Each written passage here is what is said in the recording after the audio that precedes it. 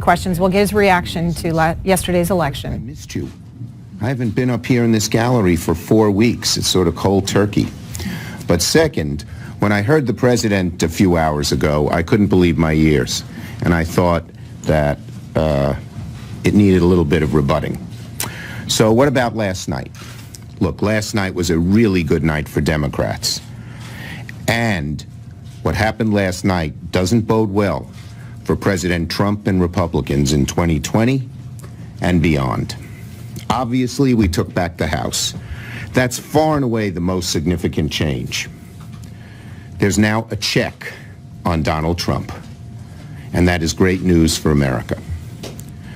I want to praise all of the candidates, particularly the many women who did a great job. I want to praise Leader Pelosi. She did a wonderful job in trying and succeeding in creating a majority once again. We also did very well in governorships. We picked up 7, including Kansas and Wisconsin. Wisconsin was especially sweet. And we did great in state legislatures where we picked up large numbers of legislative seats. Meanwhile, Republicans lost women, minorities, and suburban voters across the country that by such margins that they should worry every Republican candidate in 2020 and President Trump. But I'd like to talk about what happened in the Senate, where some pundits and President Trump are claiming more of the,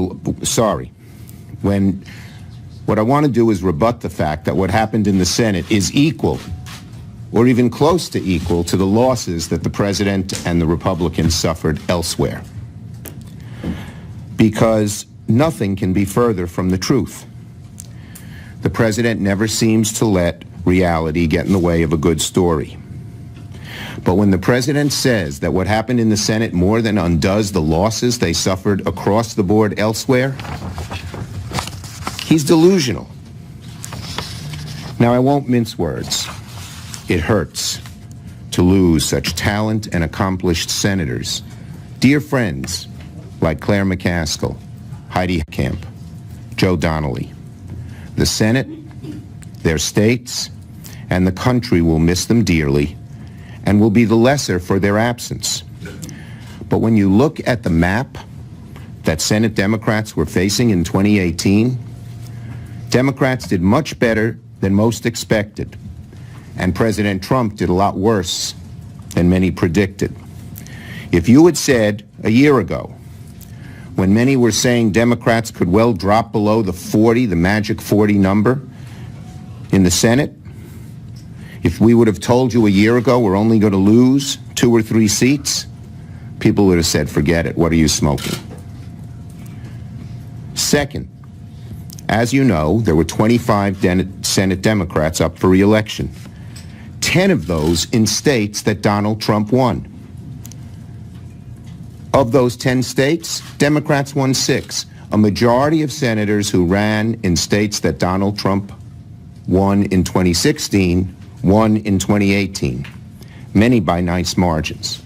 And the most amazing fact of all, in 3 states where Democrats ran for the Senate, Pennsylvania, Wisconsin, and Michigan, the very states that put President Trump over the top in 2016, not only did our candidates run strong races and win by significant margins, 2 of them double digits, but the president couldn't even set foot in Pennsylvania, in Michigan, and Wisconsin because his presence there was so harmful to Republican Senate candidates.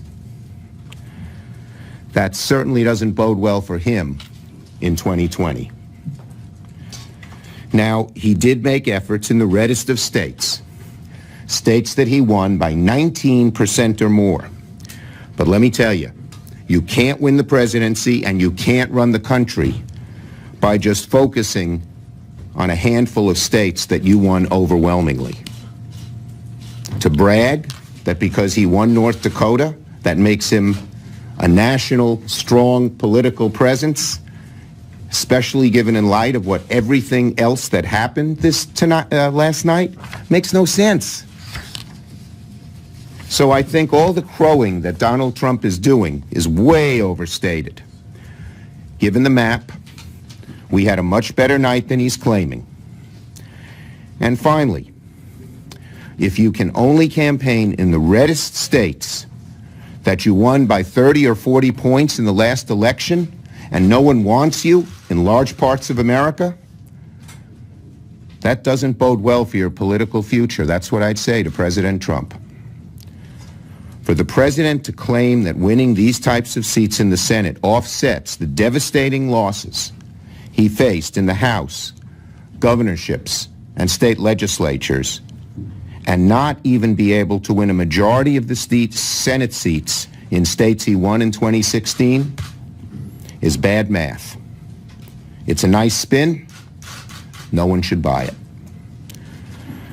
So, I know the president just spent an hour and a half yelling at some of you, but also trying to spin the results by talking about how great he is and how great his party did. But if I am him or the Republican Party looking at 2020 and beyond, I'd be very, very nervous about what lies ahead. You want to talk to Matt? You're first. You want to talk to Matt? Oh. Yeah. What are your concerns about that decision, requesting him to resign? Well, I'd say this. I've just heard the news, but I'd say this. Protecting Mueller and his investigation is paramount. It would create a constitutional crisis if this were a prelude to ending or greatly limiting the Mueller investigation. And I hope President Trump and those he listens to will refrain from that. Now, I want to let's see what we should do here. I mean, I know you'll want to have other questions on this, but let's do questions, if we could, first on the subject I talked about, and then on this. And then on this, okay? I'm going to stick to it. Yes. This too. So, You'll get your questions on this new recent announcement. do you regret, did Kavanaugh negatively impact these members who lost last night? Do you regret moving forward and pushing so hard on this nomination? Okay, the bottom line is we didn't move forward and push forward on this nomination. The president did. He has the right to do it. But I think what we Democrats did is showed the nation that the Republicans want to fill up the bench, and President Trump wants to fill up the bench with judges, justices who are anti a woman's right to health care, who would cut back on health care, who would side with the radicals on no gun control, who would hurt the rights of women, minorities, voting rights, LGBT rights. And I think that had as much of an effect galvanizing people to vote Democratic as it did to galvanize people to vote Republican. And in the long run, it's going to hurt them far more. On immigration? Yes. Immigration reform. So the president, throughout the campaign, pictured this caravan, migrant caravan, as criminals and people of unknown Middle Eastern descent invading the country, a crisis on the border. So first of all, just respond to those statements. Look. And what you make of how he used that to gin up his base, and secondly, whether or not there's any chance for immigration reform. Okay, first question. You know, this president has a tendency to rely on fear, to try and scare people and win elections that way. The repudiation of what happened to him last night shows that it doesn't work with the vast majority of Americans. I think immigration reform is something I've been passionate about for the 30 years I've been in the House and Senate. And I would hope we could, in a bipartisan, smart way, we could get something done. Comprehensive immigration reform, such as Senator McCain and I and the Gang of Eight put together, is something that I would seriously look at and maybe would have a chance in a bipartisan Senate from passing. And there are a bunch of things we'd want to get done, infrastructure, drug prices, but that would be something that would be on my list. Is it possible That's, that I'm going to this move on. president, Yes. this president Burgess. uses vitriolic language? I answered What do that you think question. about the map going into 2020? Well, the map in 2020 is much better. I think Did you need the hold more of these seats to have a better shot, No, though? I mean, we'll have a very good shot in 2020. And I think originally the Republicans hoped they could hold us down to 40, 41, and that would ensure in 2020 our map is better, in 2022 our map is even better still. But they didn't do that. We've lost 1, 2, or 3 seats tops. What about Bill Nelson in Florida? Do you think he could win there? You know, there are lots of ballots that have not been counted, from what I'm told, in the hundreds of thousands, and that this election is not a foregone conclusion. In fact, we're in the official recount stage because it's below 0.5%, I believe it is. And I'd say in Arizona, it's not close to over. There are about 600,000 people whose votes haven't been counted, and a lot of them come from counties like Maricopa and Pinal County, which have been Democratic. Yes. With the Republicans picking up seats after campaigning on border security, has anything changed with regards to the border wall? Could you still do a DACA fix for a border wall exchange in the lame duck? Well, as we've seen, the president's a very poor negotiator on those issues. He makes agreements and he backs off. So we're sort of dubious of sitting down with the president and making that kind of exchange again when twice he's shaken hands and then backed off. On the general issue of border security, we've had great discussions in the appropriations process. They've been bipartisan.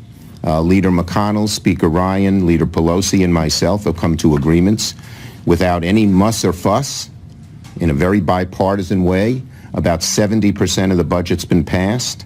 There are good agreements on border security and other things that are in the Homeland Security appropriation, which is one of a few more that have to be done. And I would hope that the president wouldn't interfere and we could get something good done. Can I ask about the Sessions news No. now? You can, but not yet. Okay.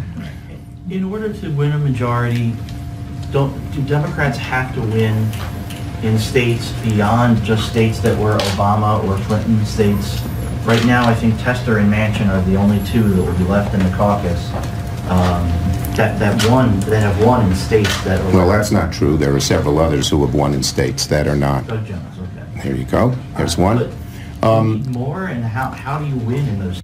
Look, I think our focus, which we decided on early on health care, proved very, very, very beneficial to us because that's the number one issue facing the American people. And by focusing on middle-class issues that affect average voters, such as health care, drug prices, things like that, I think we'll expand our majority. We're delighted that suburbia, which used to be so Republican, is now Democratic. And by the way, suburbia did very well for us, even in states like Missouri and Indiana, where, you know, St. Louis County or Marion County, we did better than we've ever done. And focusing on those types of issues, our coalition is growing while theirs is shrinking. And because in a few states that are very red, that Trump won by a lot, he won a few seats, doesn't undo that fact at all. Yes, then we'll go to subject B, whatever it was. Senator Schumer, obviously the 2020 season is going to be heating up soon. Many of your senators are expected to run in the next year or so, obviously. How does that affect your... Say that again? 2020 is obviously giving me a heating note. up soon. With 2020, with so many of your senators are probably going to be running for the high office. How does that affect how the Democratic caucus is Well, operating? look, you know, we've had people interested already, at least according to all the rumors. Our caucus has shown tremendous unity. And just about every single member of our caucus on things like health care, on things like the tax bill, have pulled together. And I expect that to continue. There will be some who are interested in running for president. But so far, it hasn't stood in the way of our caucus unity or getting whatever we have to get done as a caucus. And I think that'll continue. How many do you expect to take the plunge? I have no idea. Ask them. Okay, now we'll go to the other subject. You go first. On a replacement for Attorney General Sessions, are there any requirements or any As kind I of things told that you're you, looking for I'm in not a going to say replacement? much. I'm not going to say much until I read what they said and why. I find the timing very suspect, number one. But number two, our paramount view is that any attorney general, whether this one or another one, should not be able to interfere with the Mueller investigation in any way. They should not be able to end it. They should not be able to limit it. They should not be able to interfere with Mueller going forward and doing what he thinks is the right thing. And that will help guide us as we go through this process. Considering Republicans just picked up a couple seats here, though, is there anything you, as Democrats, can do to stop a nominee that you Well, it wouldn't don't matter if agree they with? picked up a couple of seats, because nominees just need 51 votes. But we would hope, if there's a constitutional crisis, that our Republican colleagues would join us in thwarting the president from creating that crisis. We'll see. We've never known, because thank God we haven't had it so far. What do you know about Yes, bread, yes. bread and butter issues? The president, during his press conference, said he still wants a middle-class tax cut, and he would even consider raising corporate tax rates to pay for that. Does that give you any hope of a deal? And Well, look, you know, one of the things Democrats proposed, both House and Senate, was reducing some of the huge tax breaks that went to the wealthiest in corporations and putting it into infrastructure. That's something I hope the president would consider. also, Democrats have campaigned on a $15 minimum wage. We haven't heard much about that, but now you have the House. Is there any way that you're going to try to negotiate? Look, we want better jobs at better pay, and we'll look at many different ways to get there. Okay? Yes. Question on healthcare. Just now, Leader Pelosi said in the press conference that she was calling on the Trump administration to withdraw their support of the Texas lawsuit to undo parts of the Affordable Care Act as an act of good faith. Would the Senate Democrats support that? And I would join her in that. And would you call on your Republican counterparts? Yes. I mean, they say one thing, that they want to keep pre-existing conditions, and on the other hand, they support a lawsuit that would get rid of them. You can't have it both ways. Either come clean and you don't want to protect pre-existing conditions, or drop the darn lawsuit. Last one. Oh, you went once already. Sorry. What are your expectations for working with some of the new Republican senators, especially? Look, I will work with anyone I can to move the country forward, but we're not going to sacrifice our principles. That's all. Thank you, everybody. That's it. Define a constitutional crisis, and if that